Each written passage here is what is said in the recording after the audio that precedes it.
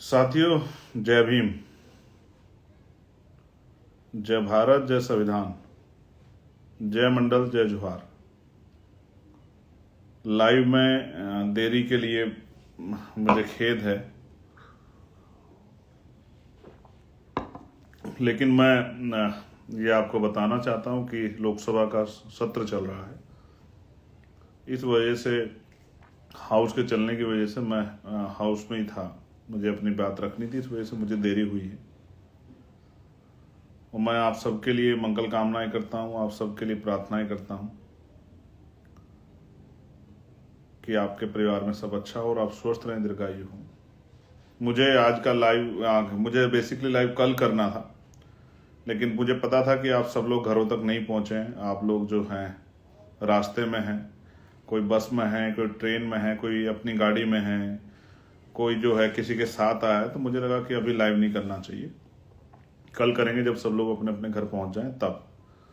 तो मैं पुनः आपको धन्यवाद और आभार आपका करता हूं और अपनी बात को शुरू करते हुए सभी समय समय पर जन्मे सभी संतों, गुरुओं और महान पुरुषों को नमन करता हूं। साथ साथ जिन रहबरों का, महापुरुषों का हमारे जीवन में योगदान है, जो सामाजिक परिवर्तन के अगर दूत रहे हैं, सामाजिक परिवर्तन के, जिन्होंने लंबे समय संघर्ष और सेवा की है, जिनके संघर्ष, त्याग, बलिदान और उनके मिशन के प्रति और कमजोर वर्गों के प्रति उनकी जो दृढ़ संकल्प था, जिसके कारण आज इतना बड़ा परिवर्तन हो पाया है। मैं औरों की तरफ भी देखता हूँ, लेकिन जब अपनी तरफ देखता हूँ तो महसूस करता हूँ कि आज देश की सबसे बड़ी पंचायत लोकसभा में मेरे जैसा व्यक्ति, जो प्राइमरी स्कूल के हेडमास्टर का बेटा है, जिसकी आर्थिक स्थिति बहुत अच्छी नहीं है, या ये कहें कि जो बहुत पहुंच नहीं रखता, जिसके पीछे कोई बहुत बड़ा विरासती नाम नहीं है कि उसके दादा, परदादा, माँ, पिता मुख्यमंत्री, प्रधानमंत्री, विधायक, सांसद रहे हों या मंत्री रहे हों, ऐसा कुछ भी नाम नहीं है। तो ये सब कुछ संभव हो पाया तो ये आप लोगों के संघर्ष से, और ये बाबा साहब अम्बेडकर का संविधान है, उसकी वजह से संभव हो पाया है। उसमें हमारे महापुरुषों का योगदान। तो मैं सभी महापुरुषों को भी याद करता हूँ। जब आप यहाँ से फ्री होंगे तो मेरे पार्लियामेंट में जो आज जो बयान मैंने दिया है उसको भी सुनिएगा। आपको एहसास होगा कि मैंने कुछ बातें जो कही हैं वो आप सबके लिए। तो मैं महामानव तथागत बुद्ध के बाद और सभी संतों, गुरुओं के बाद मैं याद करता हूँ, नमन करता हूँ राष्ट्रपिता ज्योतिबा फूले जी को, माँ सावित्रीबाई फूले जी को, छत्रपति साहू जी महाराज को, डॉक्टर बाबा साहब अम्बेडकर को, महामना रामस्वरूप वर्मा जी को, बाबू जगदेव प्रसाद कुशवाहा को, जननायक कपूरी ठाकुर को, संत गाडगे जी महाराज को, नारायणा गुरु को, बिजली पासी, महाराजा बिजली पासी को, मैं अवंतिका बाई लोधी जी को भी, माँ झलकारी बाई कोरी को भी, मैं तमाम उन वीरांगनाओं को, तमाम उन वीरों को याद करता हूँ जिनका योगदान है। बाबू श्री दयाल चौरसिया जी हों या संतराम बी ए प्रजापति जी हों या कोतवाल धन सिंह गुजर हो या विजय सिंह पथिक जी हो, या उनके बाद जो है हमारे दीना भाना वाल्मीकि जी हों साहब, या साहब काशीराम जी हो, मैं उन सबको भी याद करता हूँ। और मैं धन्यवाद देता हूँ भीम आर्मी को, भीम आर्मी के साथियों को, कि इस आंदोलन में उनका बहुत बड़ा योगदान है। हमारे लीडर जो हैं भीम आर्मी के, उन सबको चोटी से लेके और नीचे तक के जो हमारे कार्यकर्ता हैं, ग्रामीण क्षेत्रों में जो काम करते हैं, और मैं आज़ाद समाज पार्टी के संगठन को, उनके साथियों को भी धन्यवाद दूंगा। साथियों, मैं उड़ीसा गया था, उड़ीसा में जुल्म हुआ, और उड़ीसा में जब हम लोग गए और संगठन की मीटिंग कर रहे थे, मैं और राष्ट्रीय अध्यक्ष के साथ थे, लेकिन अचानक से एक हमला जो है, अंदर कुछ एक भीड़ घुसती है और वो हमला करती है। उसके बाद जो है बाहर जब हम उनको हमारे लोग उनको निकाल देते हैं, संगठन मजबूत है वहाँ, जब उनको निकाल देते हैं, जब मैं बाहर आता हूँ तो देखता हूँ कि बहुत सारी गाड़ियों में तोड़फोड़ की गई है, और वो तोड़फोड़ इसलिए की गई है कि हम लोग को डराया जा सके। हालांकि वो लोग नहीं जानते कि हम लोग सिर्फ संविधान से डरते हैं और किससे नहीं डरते। इस तरह के हमलों को हम लोग सहते रहते हैं, इस तरह के हमलों से हम लोग डरने वाले नहीं है। हमले हमारा रास्ता नहीं रोक सकते। और उस दिन मैंने महसूस भी किया कि हमले इसलिए किए जा रहे हैं कि हम लोग डर जाएं, दब जाएं, रुक जाएं, छिप जाएं। हालांकि ये संभव नहीं है। कुछ चीज़ें जिन पे मुझे जिक्र करना है, जैसे आज हमने स्नेहा बहन का जो है कुशवा जो सासाराम की है, और जो वहाँ पर बनारस में रह के तैयारी कर रही थी, उसके साथ जो उसके अपमानजनक रवैया और उसकी जो जान गई है, उसके लिए हमने विषय उठाया। और मैं मौलाना जो है एक बिलाल, जिनको पुलिस में पीटा गया, थाने में पीटा गया, उनका विषय भी हम लोग जो है पार्लियामेंट में भी उठाएंगे। और मैं आपके सामने भी रख रहा हूँ कि उनको पुलिस कस्टडी में उनके साथ 3rd डिग्री टॉर्चर किया गया बिहार में। प्यारे साथियों, आंदोलन था और मैं बधाई दूंगा कि कहीं कम और कहीं ज़्यादा बहुत अच्छा आंदोलन जो है आपने, मैं हिमाचल से लेके जम्मू, राजस्थान, पंजाब और उत्तर प्रदेश, और मैं बधाई दूंगा उत्तराखंड के साथियों को, बहुत शानदार आंदोलन किया उन्होंने। मैं दिल्ली के साथियों का भी धन्यवाद करूंगा, जहाँ राष्ट्रीय अध्यक्ष जी और हिमांशु जी और तमाम साथी थे, उनका भी धन्यवाद करूंगा। फिर मैं अपने मध्य प्रदेश के साथियों का भी बहुत बहुत धन्यवाद करूंगा, सब लोगों ने अच्छा काम किया। और मैं अच्छा झारखंड के साथियों का को भी दिल से बधाई दूंगा, उड़ीसा और अपना तेलंगाना, बिहार, सभी साथियों को जो है, मध्य प्रदेश के साथियों को मैं ऑलरेडी जिक्र कर चुका हूं, उन सबको धन्यवाद दूंगा। लेकिन यहां मैं एक बात स्पष्ट कर दूं, सबसे ज्यादा जो पहरेदारी की गई वो उत्तर प्रदेश में की गई।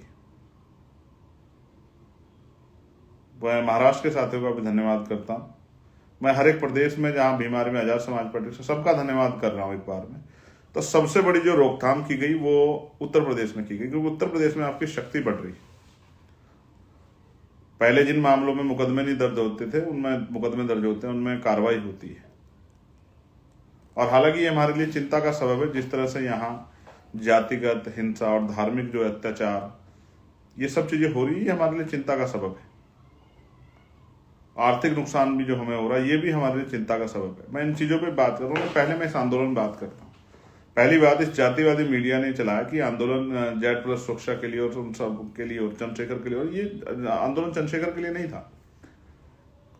इस आंदोलन में तो खुद चंद्रशेखर भी था, तो चंद्रशेखर के लिए आंदोलन कैसे हो सकता है? आप समझो, इस जातिवादी मीडिया का रूप देखो आप। इसलिए मैं आज सोशल मीडिया पर आके सारी बात रखता हूँ। वो तो वही सुनना चाहते हैं जो वो लोगों को सुनवाना चाहते हैं, वही वो उसी पे जो है सवाल पूछते हैं। लेकिन ये सोशल मीडिया हमारा प्लेटफॉर्म है।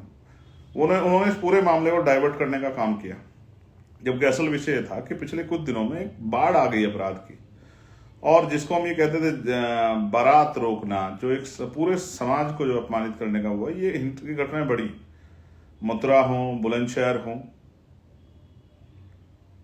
मेरठ हो, शामली हो, सहारनपुर हो, और कल जो एक घटना आगरा से सामने आई, ये बड़ा चिंता का सबब है। ये वो क्षेत्र हैं जहां SC/ST की आबादी और OBC माइनॉरिटी की आबादी बहुत बड़े पैमाने पे है।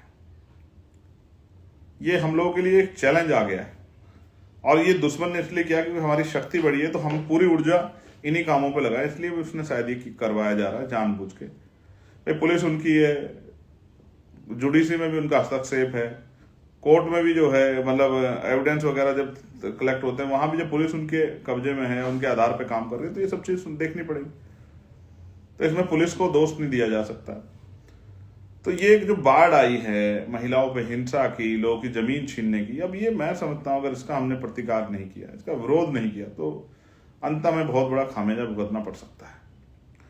तो ये जो प्रोटेस्ट था, ये मल्टीपल जो है घटनाएं थी, जिसमें स्टेट को कहा गया था कि जहां जिसके स्टेट में जो समस्या हो, उन समस्या का डाटा बना के और अधिकारियों को दो कि इनको इन पे काम करो। जैसे जालौन में अपराध की बाढ़ आ गई, एक दरोगा जी को मार दिया है, एक टीचर को मार दिया है, और कई ऐसी घटनाएं हैं जो जालौन के साथी ने मुझे भेजी हैं। मतलब आप समझिए, उत्तर प्रदेश में तो अलीगढ़ में कई घटनाएं हो गई हैं, प्रमुख जिले में, कानपुर में, लखनऊ में। ऐसा लगता है जैसे सुनियोजित रूप से हम लोगों को हमारे रास्ते से हटा के दूसरे रास्ते पर ले जाने का एक जानबूझ के प्रयास हो रहा है। इसके पीछे कई ताकतें हो सकती हैं, हमें सबसे निपटना है, लेकिन संवैधानिक रूप से। तो मैं उत्तर प्रदेश के साथियों का, सभी देश के साथियों के, अलग अलग प्रदेशों के साथियों का धन्यवाद देने के बाद उत्तर प्रदेश के साथियों का विशेष धन्यवाद इसलिए करूंगा क्योंकि आप जानते हैं 3 दिन पहले से धरपकड़ शुरू हो गई थी। किसी को घर पे अरेस्ट किया गया, किसी को दुकान पर अरेस्ट किया गया, किसी को जो है मेरे जैसा जो कार्यकर्ता आ रहा था उसको जो है बिहार बॉर्डर पे करके और डिपोर्ट किया। आपने सुना होगा कि अमेरिका से डिपोर्ट किए गए इंडियन, लेकिन यहाँ तो अपने ही प्रदेश में घुसने पर जो है, हालांकि पूरा देश ही अपना, यूपी में घुसने पर सईद रजा में मुझे डिपोर्ट किया गया, और डिपोर्ट करके मुझे जो है वो, ये क्या है, ये क्या है? तो नहीं साहब, आप जो है नहीं जा सकते और सरकार नहीं चाहती कि आप जाएं। और बताइए, अपने जो आप अन्याय रोक नहीं पा रहे हो और अपने अन्याय जो हो रहा है उसको, उसके लिए खिलाफ आवाज उठा सरकार सवाल कहाँ पूछेंगे? हमारा अभी कोई आदमी असेंबली का मेंबर तो नहीं है, एमएलए तो नहीं है उत्तर प्रदेश में, तो जवाब कहाँ मांगे? तो सड़कों मांगे, सड़कों पे मांगने नहीं दे रहे आप लोग। तो ये जो किया गया, जो वहां से निकल के ट्रेन की तरफ गए उनको ट्रेन पे जो है, ट्रेन पे चेकिंग लगा के ट्रेन पे रोक लिया गया जिन्होंने नीले पटके पहने थे, या जानकारी करके क्योंकि डाटा मंगाया गया था। और ग्रामीण क्षेत्रों में आज बूथ के, सेक्टर के, और जो भी नेता हमारा पार्टी संगठन का थोड़ा सा निकला हुआ उनको अरेस्ट किया। जहाँ कैडर चल रहा था, कैडर में जाके, कैडर में जो लोग काम कर रहे थे हमारे भीम आर्मी के, उनको जो है कैडर लेते उनको रोका गया। फिर जो है गजब की बात आप देखिए, हर टोल नाके पर पुलिस खड़ी होकर चेकिंग कर रही थी। कुछ साथी बस से निकले, अपनी छोटी गाड़ी, उनकी छोटी गाड़ी को रोका गया। जो बस से निकले वो तो टोल नाकों पे रोके ही जाएंगे कि आप कहाँ जा रहे हो। पूरी सुनियोजित तरीके से हमारे आंदोलन को कमतर करके जो है किसी को खुश करने का और हमारी हिम्मत तोड़ने का प्रयास किया गया। लेकिन ऐसे में मैं धन्यवाद दूंगा उन बहादुर योद्धाओं को जो लखनऊ पहुंचे। मैं सिर्फ आज का लाइव उन्हीं को सम्मान देने के लिए, और उनको आज अपने, मेरे मन में कितनी से मजबूती पैदा हुई आपको नहीं एहसास होगा। आप हजारों हजारों की संख्या में, मुझे बताया गया कि परिवर्तन चौक पे तो कई हजार लोग थे, लेकिन पूरे लखनऊ में जो भी अपनी गाड़ी से आसपास से, जैसे हमने सोचा था कि ज्यादा लोग लखनऊ से बुलाए जाएंगे, लखनऊ आसपास से, तो बॉर्डर पे जिस तरह चेकिंग लगा के और बॉर्डर के बाहर हमारे साथियों को रोका गया, जिस तरह से मेट्रो जो की आवाजाही बंद की गई, जिस तरह से जो रूट जो है परिवर्तन किए गए, और घर मतलब हर पुलिसकर्मी से लेकर एडमिनिस्ट्रेशन सब लोग जिस ताकत में लगे थे कि चंद्रशेखर आ जाए, आंदोलन सफल हो, हमारे प्रदेश के लीडर को रोका गया। ये सब तभी होता, अगर आप कमजोर होते तो आपको क्यों रोकते?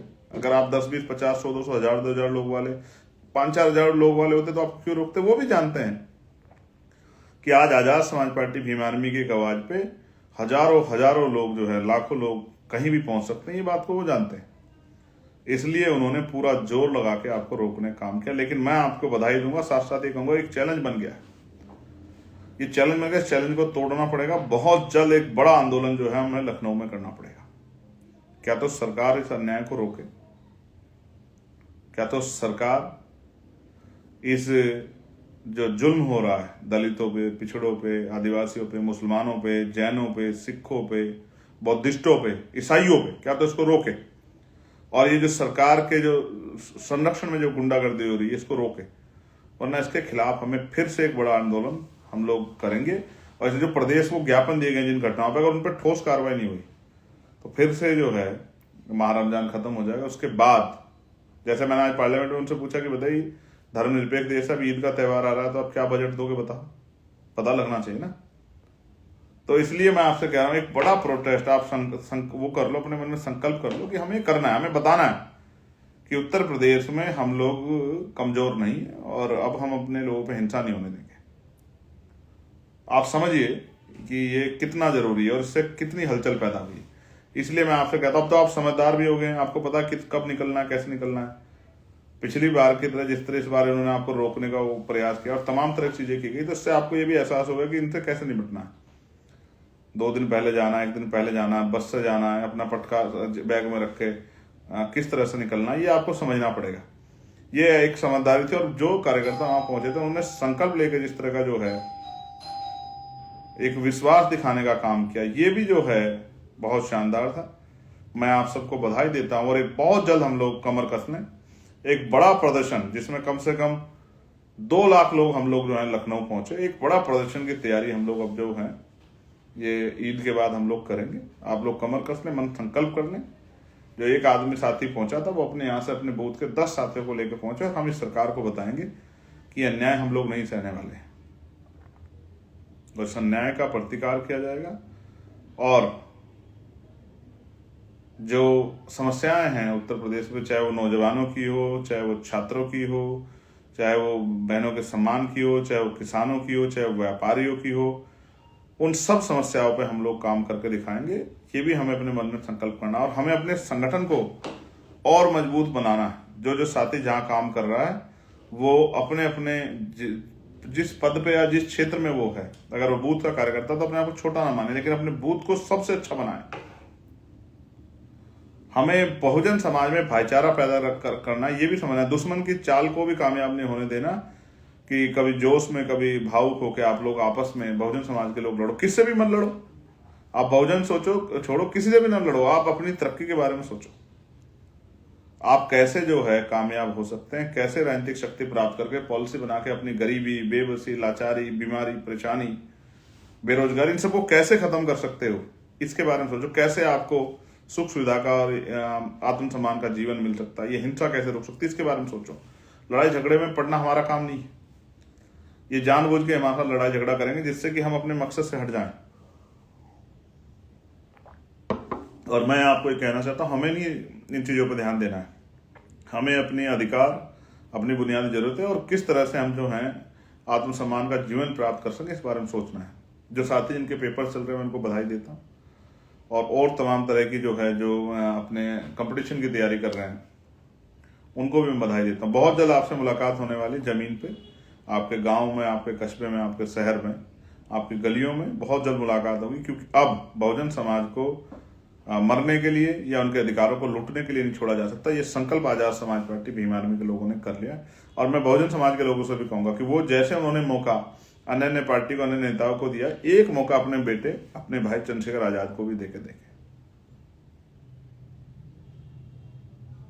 एक मौका चंद्रशेखर आजाद को भी दें और फिर आप देखेंगे चंद्रशेखर आजाद किसानों की समस्या को, मजदूरों की समस्या को, नौजवानों की समस्या को, महिलाओं की समस्या को, व्यापारियों की समस्या को, उनमें भी कमजोर वर्गों के लोगों की समस्या को, एजुकेशन के मसले को, हेल्थ के मसले को, रोजगार के मसलों को किस तरह से जो है इनसे निपटा जाता है और किस तरह से जो है आपको एहसास कराया जाता है कि कानून व्यवस्था कैसी होती है और कैसे धर्मनिरपेक्ष प्रदेश और राष्ट्र होता है। मैं इसके लिए आपका आभार प्रकट करूंगा और आपसे अपील करता हूं कि अपने अपने बूथ को, अपने अपने सेक्टर को, अपने विधानसभा, अपने अपने जिले को मजबूत करें। जिस दायित्व पे आप हैं, जिस पद पे आप हैं, उस पद को छोटा बड़ा ना मान के जो ड्यूटी आपकी लगी, जो कार्य आपको है, उसको पूरा करने का काम करें।